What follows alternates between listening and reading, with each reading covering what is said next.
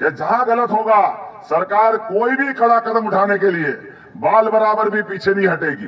ये हमारी सरकार है। इस सरकार में गरीबों का मान सम्मान होना चाहिए। आपके पास के जिले में एक ड्राइवर साहब, ड्राइवर से बात करोगे बेचारे तो वो जो जानता वैसी बात करेगा।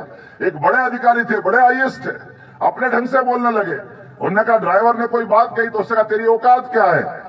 आजकल तो मीडिया का जमाना है, बात घूमते घामते हमारे पास आ गई। हमने कहा बहुत अच्छा, भारत माता की जय। अब तो आपको याद कराना पड़ेगा, गरीबों का औकात बताने वाले कम से कम कोई भी हो सकते, मेरी सरकार में बैठ के कलेक्टर तो हो ही नहीं सकते। ये निर्णय हमने अपने माध्यम से कर सकता हूं। मुझे बड़ा मजा आता है। राजनीति में अपनी जगह होगी बात सारी, लेकिन हम अपने आराध्य को भजे, ऐसा सौभाग्य मिल जाए तो उससे ज्यादा आनंद क्या मिल सकता है। बोले गोपाल कृष्ण भगवान की। लेकिन दुर्भाग्य के साथ कहना पड़ेगा, पहले अंग्रेजों ने और फिर कांग्रेस ने हमारे सारी देवी देवताओं को, सारी सनातन संस्कृति को, सारे सनातन धर्म को पाठ्यक्रम से बाहर कर दिया।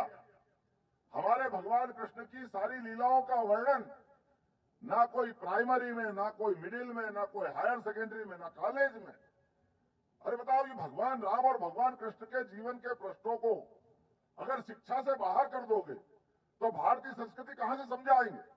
लेकिन दुर्भाग्य के साथ कहना पड़ रहा है, पहले अंग्रेजों ने 1832 में लॉर्ड मेकाले के माध्यम से वो शिक्षा नीति लागू की, जिसमें हमको जड़ों से काटने का प्रयास किया। उसी बात को 47 में देश जब आजाद हुआ था, तो देश की आजादी के बाद कांग्रेस को सबसे पहले अपने इन सारे पाठ्यक्रम को लाना चाहिए था। लेकिन दुर्भाग्य के साथ कहना पड़ेगा, कांग्रेस ने वो प्रयास नहीं किए। लेकिन सौभाग्य है, जोरदार ताली बजाओ नरेंद्र मोदी जी के लिए, जिन्होंने 2020 में राष्ट्रीय शिक्षा नीति लागू करके सभी अपने आराध्यों को, सभी महापुरुषों को, भगवान राम, भगवान कृष्ण, हमारे परशुराम जी से लगा करके सारे महापुरुषों को, सारे देवी देवताओं को, जिनके जीवन के अच्छे पाठ है, उनको शिक्षा नीति के माध्यम से जोड़ने का मौका दिया। और मैं सौभाग्यशाली हूं, 2020 में शिक्षा मंत्री था, तो शिक्षा मंत्री होते होते देश में सबसे पहले शिक्षा नीति अगर कहीं लागू हुई तो मध्य प्रदेश में लागू हुई। मुझे इस बात का सौभाग्य मिला। और इसी आधार पर हमारे पाठ्यक्रम में गीता जी जैसा पवित्र ग्रंथ कहां मिल सकता है। गीता जी के 18 अध्याय, जिस 18 अध्याय में हर अध्याय के माध्यम से कर्मयोग की शिक्षा दी गई। भगवान ने अगर अलग अलग प्रकार के किसी प्रकार के मार्ग से जाने का भाव बताया, तो प्रत्येक मार्ग से अगर मोक्ष ले जाने की बात कही है, तो कितनी सरल बात है। अगर मृत्यु लोक में कोई भी आया, कोई अमर नहीं हो सकता, सबको एक दिन मरना पड़ेगा। जब मरना ही पड़ेगा तो डरना कैसे। और डरने का नाम जहां खत्म होता है वहां निडरता चालू होती है। ये भगवान कृष्ण सदैव सदैव से कहते आए। इसलिए उन्होंने कहा धर्म मार्ग कुरुक्षेत्र, धर्म के मार्ग में चलना मतलब कुरुक्षेत्र में चलना। और एक छोटा सा इतिहास बताना चाहूंगा, हमारा सबका कितना गौरवशाली इतिहास।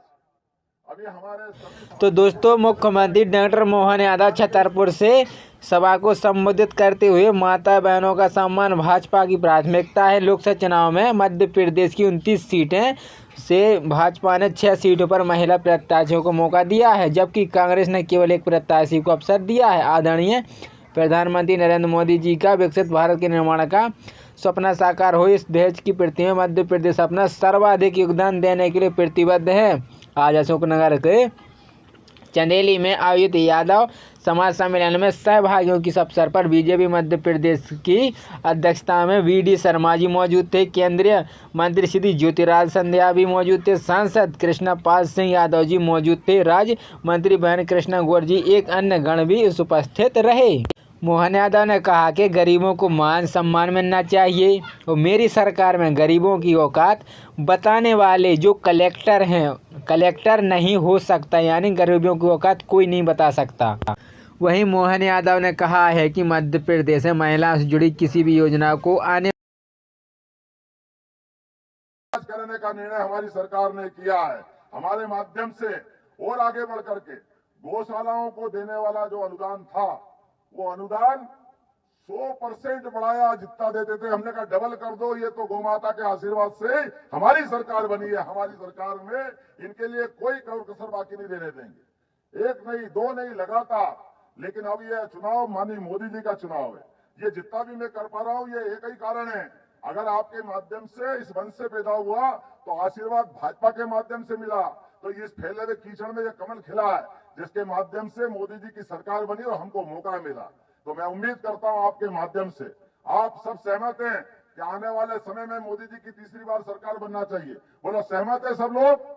तो अपने स्थान पे खड़े हो जाओ, बांधो मुट्ठी और संकल्प करो, एक एक वोट अपने समाज के साथ बाकी भी जितने समाज है सबको साथ लगाना है। गौ माता के लिए, गंगा की सफाई के लिए, और तो और भगवान राम के बाद बनारस का भी आनंद आ गया, अयोध्या का भी आनंद आ गया, उज्जैन का भी आ गया।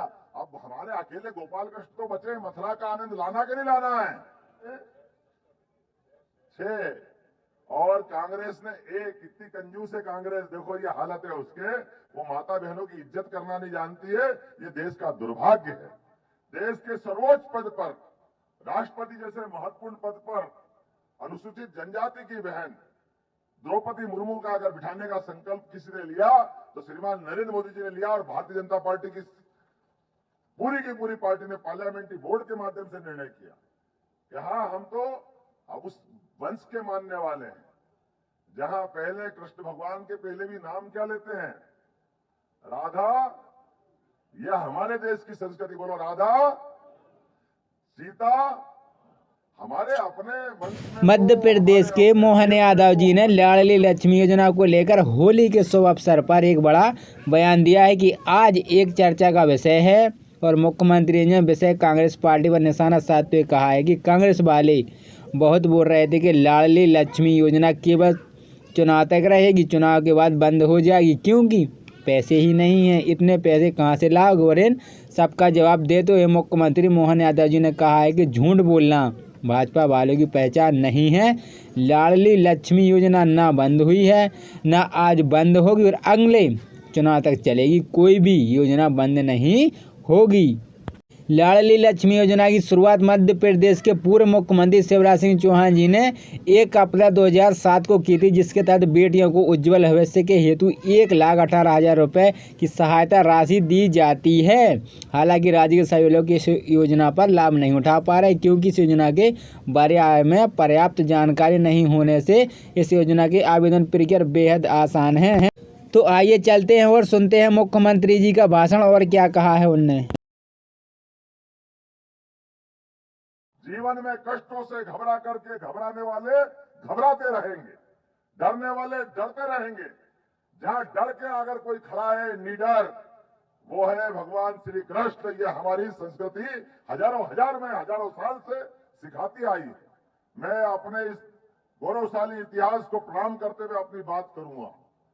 और अब चूंकि चुनाव की बेला है, जिस बात को लेकर हम बैठे हैं, हमारे अपने इस लोकसभा के प्रत्याशी, और मैं प्रणाम करना चाहूंगा, हमारे लिए पुरानी बात भी, चुनाव में गुना लोकसभा से जो प्रचंड जीत दी है, उस जीत के बलबूते पर जोरदार तालियां केपी यादव जी के लिए, उतनी तालियां सिंधिया जी के लिए बजना चाहिए।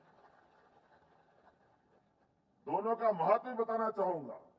हमको मालूम है अलग अलग प्रकार के लोग, लालच, पुरानी कितने प्रकार की बातें होती है, लेकिन धर्म मार्ग पर चलने वालों के लिए चुनौती होती है। उसको लगातार संघर्ष करना होता है, और संघर्ष करने में मुगलों से भी जिनने संघर्ष करके, हम तो गोपाल कृष्ण की जय बोल रहे हैं। सिंधिया वंश ने उज्जैन में गोपाल मंदिर भव्य और दिव्य बना करके दिखाया। ये हमारा उज्जैन का इतिहास बताना चाहूंगा। जोरदार तालियां बजाएं इस बात के लिए। कैलाशवासी बाईजाबाई महारानी जी ने अपने पैसे से भगवान कृष्ण का मंदिर बनाया। वो मंदिर बना करके जो गौरवशाली एक और बड़ा प्रश्न है वो भी खोलना चाहूंगा। 1000 साल पहले। तो दोस्तों मेरे चैनल पर बने रहें और अधिक से अधिक सब्सक्राइब करें ताकि आपको ऐसे ही नए नए अपडेट मिलते रहें। तो मेरे चैनल को लाइक सब्सक्राइब जरूर करें।